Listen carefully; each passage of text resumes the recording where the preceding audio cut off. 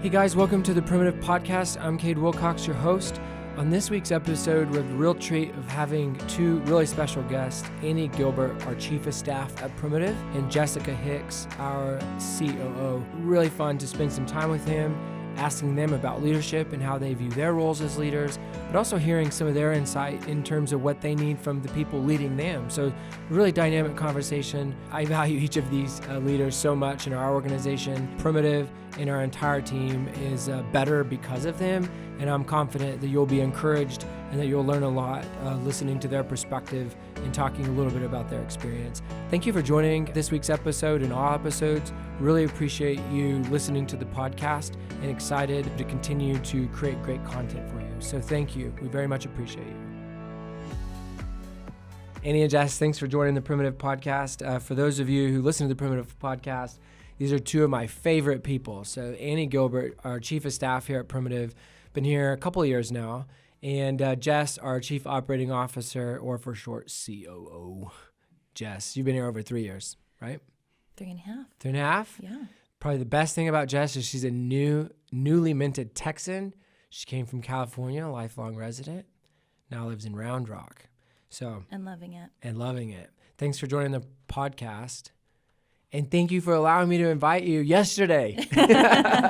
And then telling y'all, actually it was Tuesday, and I said, I'll send y'all the questions. And then I didn't send you the questions until this morning, about 4 hours ago, before you had 3 or 4 meetings. So which one of you were able to look at the questions?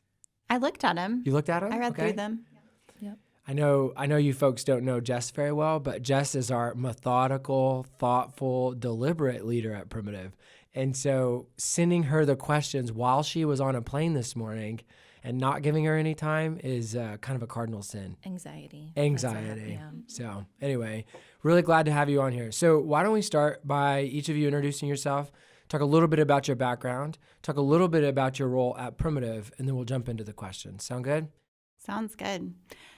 So I'm Annie, and like Kade said, the Chief of Staff, and I have a background in education and counseling. And so I was on my way to being an elementary school counselor when Kade proposed this opportunity. And so I've been here 2.5 years. I can't imagine ever wanting to do anything else. And so it meets all of my needs, and I'm fulfilled in what I get to do in caring for people. Chief of Staff is kind of an ambiguous title sometimes. Not anybody really understands exactly what it is or what it looks like at Primitive. But I always just say I get to take care of our culture and our people, and that's what I am passionate about, what I am equipped to do well, and I love it. If I remember correctly, you ignored my text messages. So I tried to reach out to you, and you were kind of ignoring me. And so then I texted your husband and worked through him and finally got an interview. You actually texted him initially, or you talked to him somewhere. Oh, it's at church, actually. And I thought he was confused because I was like, I don't understand why he thinks I would need to come to Primitive. I don't really understand what their business does. And so I kind of ignored it at that point because I thought, oh, Brandon's just confused. Yeah. And then you reached out with a text message, but you also sent a job description. And when I read the job description, I was sold. Yeah. I was like, this is what I want to do. Then we had her at hello, folks. That's great. It's been fun. Jess?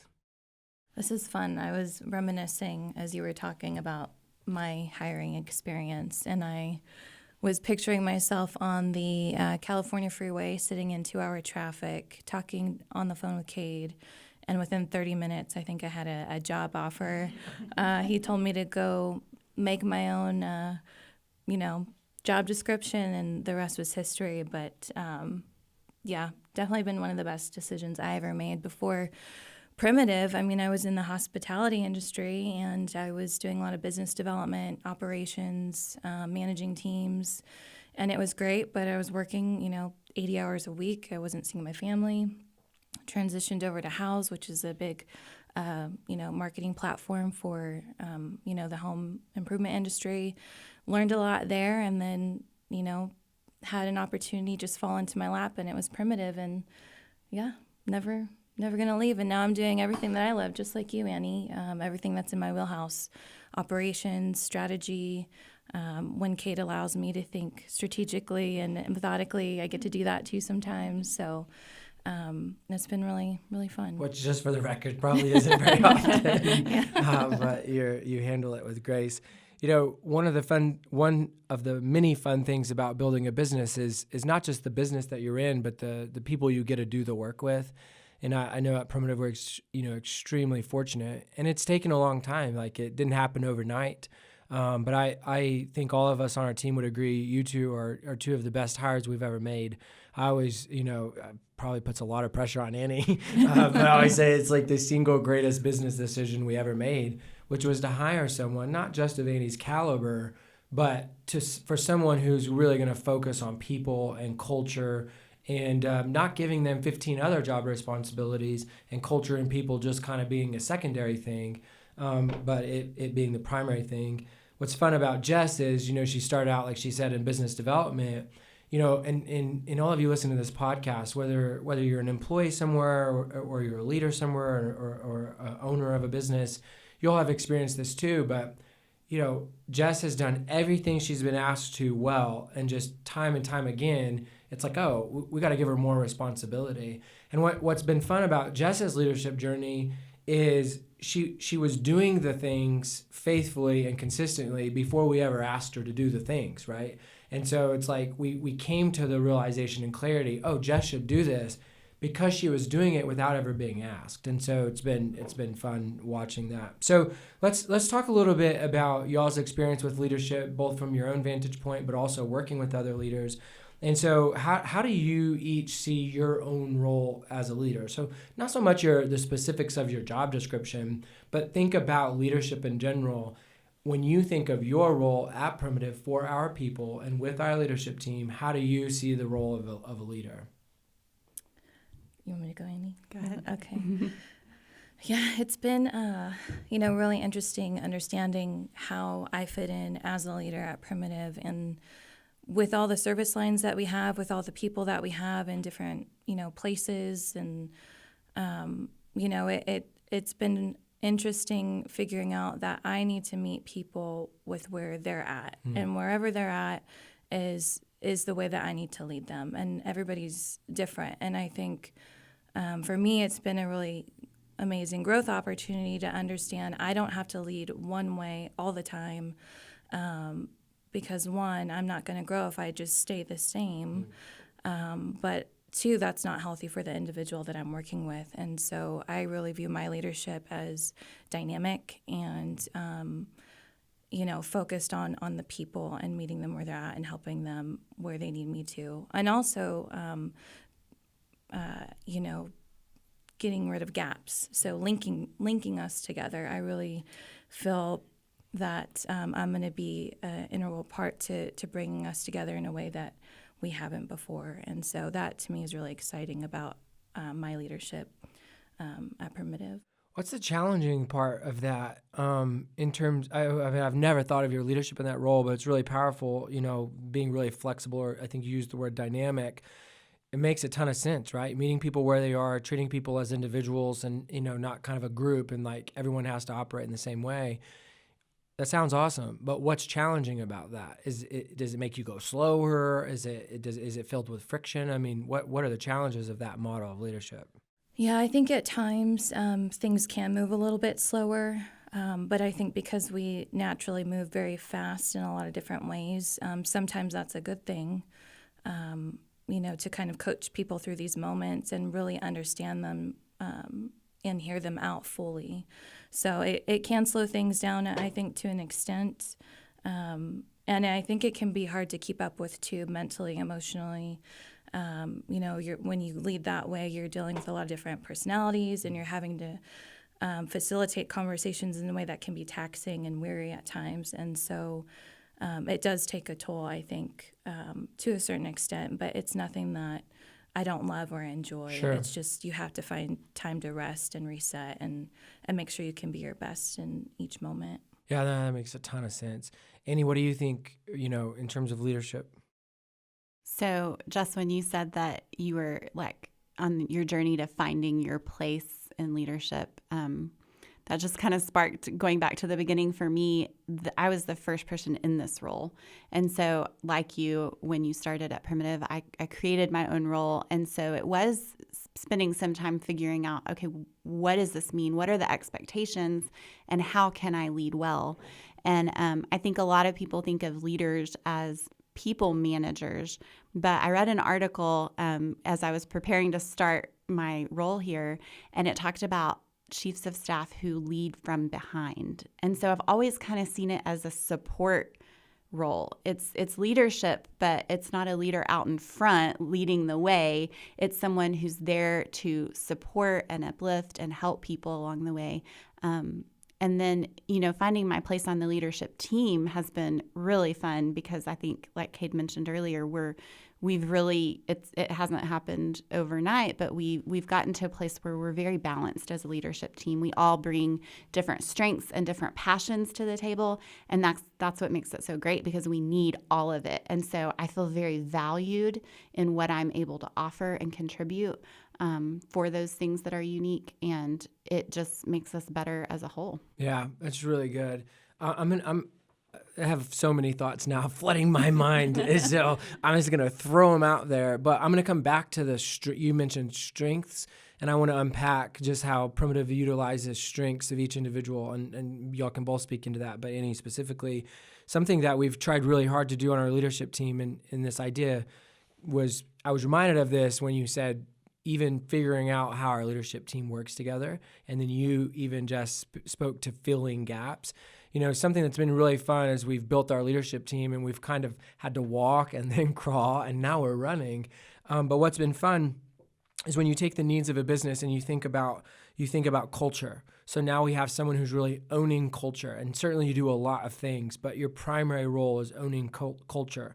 Then you think about operations within a business and how the way you're delivering your services and how you function behind the scenes and behind the curtain and how they impact the health of the business. Now we have someone who's quite capable of leading operations. And Jess, I always joke that if I get hit by a bus, Primitive would be better off, because Jess could just fill that seat in the bus. But so we have someone owning operations alongside of operations as Heather's role, director of marketing operations, which is really critical and crucial role because she fills an extremely unique need as it relates to strategy and making sure that the delivery of our service to our client isn't just great from a relational standpoint, which is really Jess's ownership, but also that it's working, that if we're building strategies for clients, that they're actually, producing results, and then Tim, our CFO, owning the finances, which is important in every organization. So we have people covered, culture, we have operations covered, we have finances covered with Tim's great leadership. And then, hopefully I'm pulling up the rear with, sales, bringing in opportunities and keeping the pipeline full. And so I bring that up because what you said about all of us figuring out our own role. And I think those listening to this podcast fall into two categories. Either you're a CEO or you're a business owner.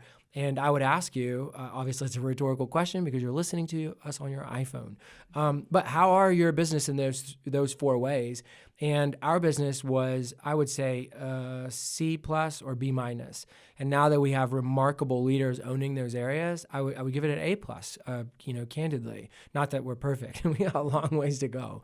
And then if you're a leader listening to this podcast and you're not the leader, you could look at your role as like, how can I bring value in one of those four areas? Business may be more than those four areas, but it's not less.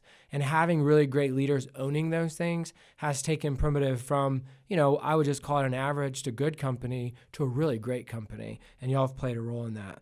Annie, maybe you can speak into a little bit about strength-based leadership and Clifton Strength Finders and how we utilize that, at our company to serve our people. Yeah, absolutely. It's been such a gift to us to just our personal growth and learning about ourselves, and then learning about each other and our teammates and how we can work together more effectively. And so we brought in Leanne and Joy from ROI Talent Development, and they have trained us and equipped us and given us resources so that we could just continue the growth process. And so when we are in the hiring process, When we have interns, we require everyone to take this assessment that tells us a little bit about how they would fit onto our team. And then just all the time we're learning more about our strengths. We're digging in deeper to our top strengths, but also looking at what we lack and where our teammates can fill in those gaps and those spaces. And I've used it countless times in just if there's conflict or if there's a struggle to understand how people work differently and personalities are just different. It's not bad, it's just different. And so it's been essential to help us be more effective together, and then be more effective leaders for sure, and understanding how to lead the people. If we understand them better, then we're going to be able to lead them better. How has that supported your role, Jess? Like, have you put that into use when you talk about leading people, based on where they are and who they are? Oh, yeah. I love the spreadsheet specifically that Annie has that kind of breaks everybody's, core strengths out, because I actually refer back to that quite a bit when I'm in one-on-ones with individuals or communicating with an individual about certain tasks. Certain people need to be communicated to a certain way, and it's helped me grow, I think, in my leadership, because if I know, hey, Tanner, he needs a document and it has to specifically say everything we're working on, but it has to say why. The why to him is the most important piece of that document. And so, having that, at my fingertips to utilize has been a great value, even just amongst our leaders too. Working one-on-one together, it's really helped me to understand how to better work with Kade or Annie or Heather or Tim or Jared. So it's been very valuable. Yeah, it's a big deal. I find myself depending on it when I'm really, really frustrated. Annie knows this. Annie, I need to talk to you. She helps me go, okay, this person is XYZ and you're not an XYZ. And so you got to figure it out. But it's really helpful, particularly on the leadership team, to go, okay, how in the moment of crisis or a moment of frustration, because that's really where I have found, when things are good, things are good. But when, for me personally, I'm either frustrated or we're in a moment of crisis or what feels to be a crisis, I think it's really critical for all of us to understand, like, okay, these are who our teammates are, and this is how I can best serve them, and this is how they can best serve me, and we all get along really well and then move the ball forward. So I think that's been a big part of our success the last couple of years. What do you expect and need from me? So in our context, I'm the CEO, you're the chief of staff, you're the COO, and in other organizations of those listening, it may be different titles or whatever, but the point is, like, you are leading people, but my job is to lead you. And so from y'all's vantage point, what expectation do you have from your leaders? Yeah, so actually, just this morning, we were having an internship orientation, and I was explaining the history of Primitive and just who we are as a company.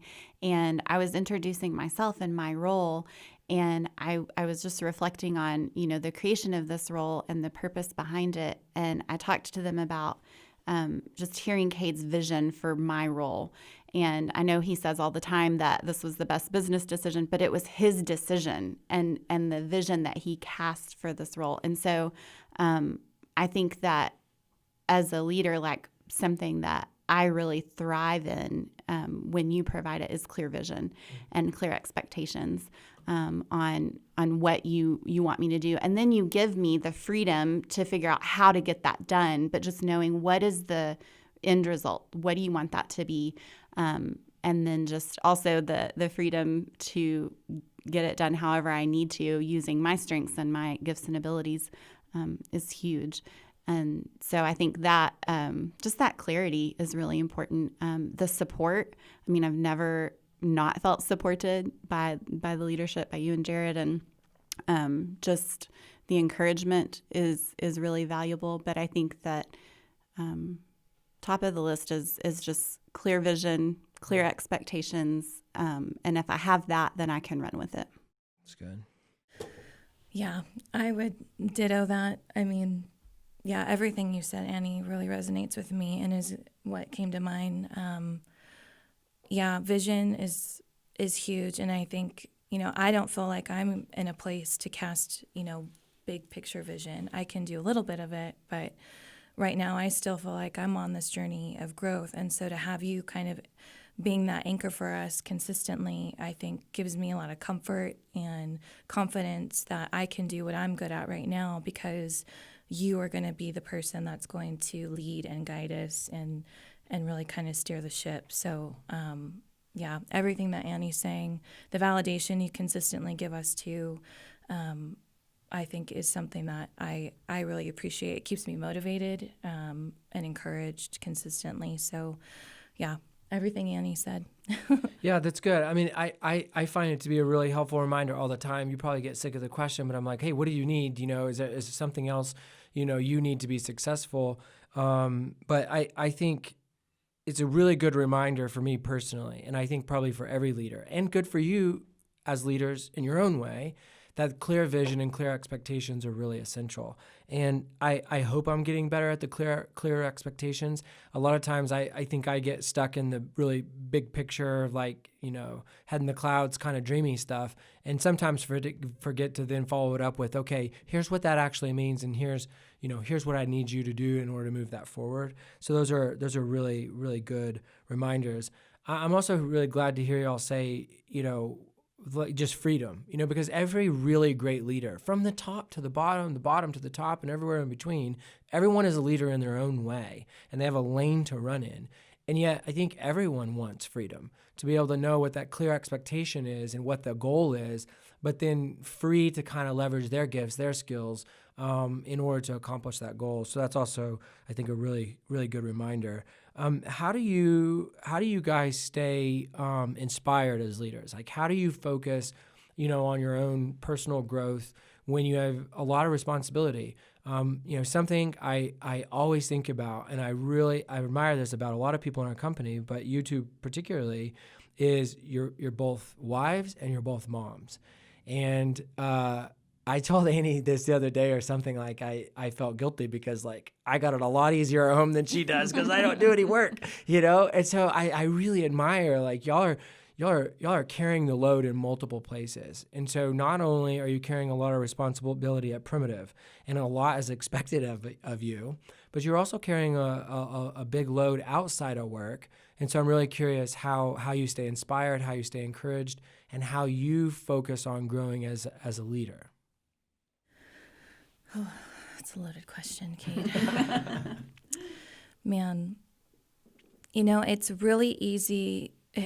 This is going to sound so simple, but for me, it's easy to stay motivated because I'm so happy with what I'm doing. And I can't say that I wholeheartedly loved, my past positions. Yes, I enjoyed them, but I think just the love that I have for Primitive and the work that I get to do every day, it keeps me going because I'm so passionate about it. And I wish I had something more thoughtful to say, but I just love it so much. So it's just, it feels such a natural thing.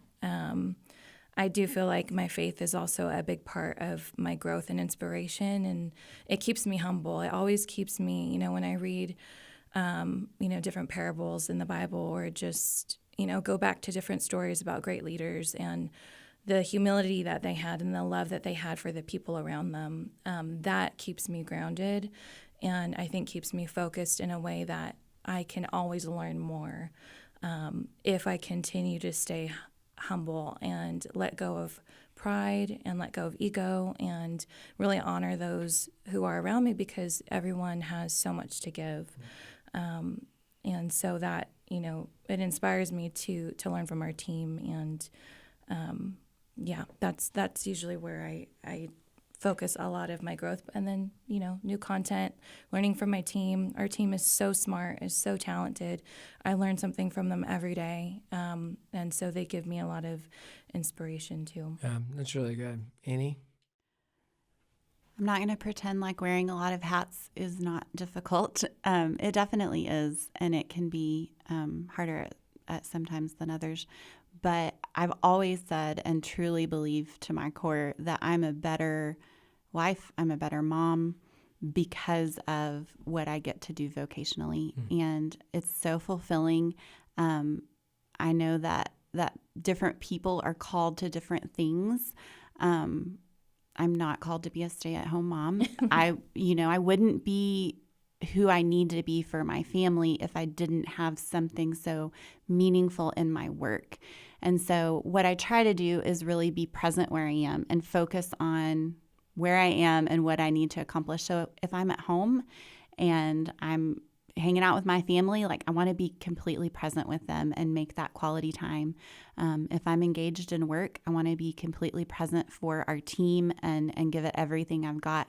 And so that really helps me to stay engaged. And it is motivating. It's just naturally motivating because of, just like Jess said, it's what I love. It's what I'm passionate about. I read the other day, the best job is one that doesn't feel like a job. And most days I don't feel beat down by work or overwhelmed by it because I enjoy it so much.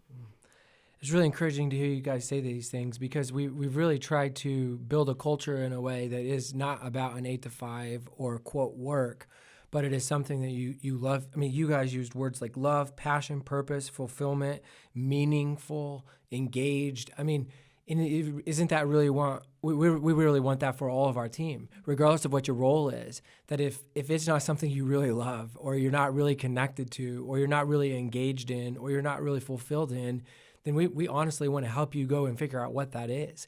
And it's real sad because we have a lot of friends, we have a lot of peers, we have a lot of family members who don't love their work, who don't find meaning in their work. And so to hear you guys talk about how your love and your passion and the meaningfulness of your work actually is one of the contributors to staying inspired and motivated to get better and better as a leader is a great perspective. I mean, when I think of that question, I think of read good books, listen to podcasts, all of which are great, whatever.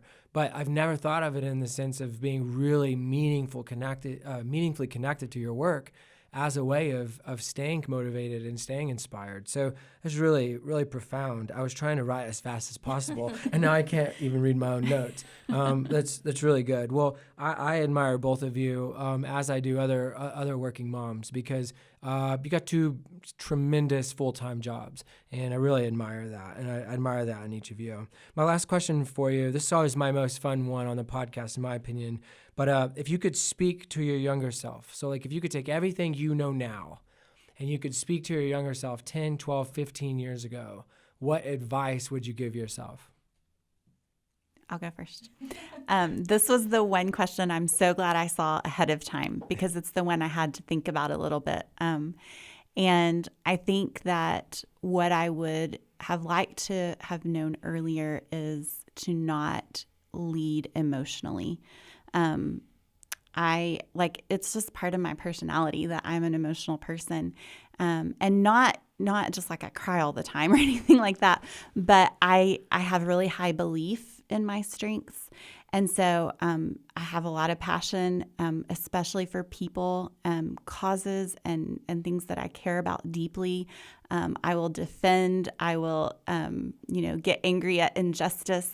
And I think before I was even a leader, a lot of my decisions, a lot of my approaches to conversations and even relationships with people it was always well intended, but wasn't always effective because instead of having the wisdom to not lead with my emotions and those things, I would get caught up in that aspect of it. And I feel like I've grown in that area and been able to be more direct and more honest, and take some of the emotion out of it. And I can see how that's been really helpful to me. That's really good. Oh, man, this one's tough. When I think about my 20s, man. I didn't mean to take you back to that. Whoa, do we really want to go there, Kate? Annie, I'm going to need you to take over this podcast. No, I think what is the most powerful thing to think about now and what I've felt so deeply at Primitive is just worth and value as a person, as a woman. You said it earlier, Kate, just how much respect you have for me and Annie as moms. I never would have believed, let's just say this, I never would have believed that I would be here at this place as COO of a company in Lubbock, Texas. You know, that just, I don't think my younger self would have believed that. And I grew up, you know, as an athlete. So a lot of my worth in myself, I feel that I put, you know, on my athletic abilities. And that was really my identity for a long time, playing collegiate sports and, you know, just growing up. That's where I had my passion set and everything. And so after that was done, it was what was next. And, you know, getting into my career and into the work environment, you know, I was gritty, I was hardworking, and people knew that and saw that in me, but I still didn't feel seen. I still felt like a number. And if I could have just told myself, you are worth more and you have value, and really just instilled that things are possible beyond your wildest imagination, I think that is what I would tell myself at a young age, so I wouldn't have missed out on all this time. But I'm still thankful for the journey that I went on to find where I'm at and my purpose, and just very thankful for where I'm at today. Yeah, that's great. I'm really grateful for y'all. Your teammates at Primitive are grateful for y'all. I'm lucky. Jared's lucky. Our whole team is lucky to have you two as teammates and as leaders. And so thanks for very last minute being willing to join the podcast and for really sharing such great insight. So I appreciate both of you. Thanks for having us.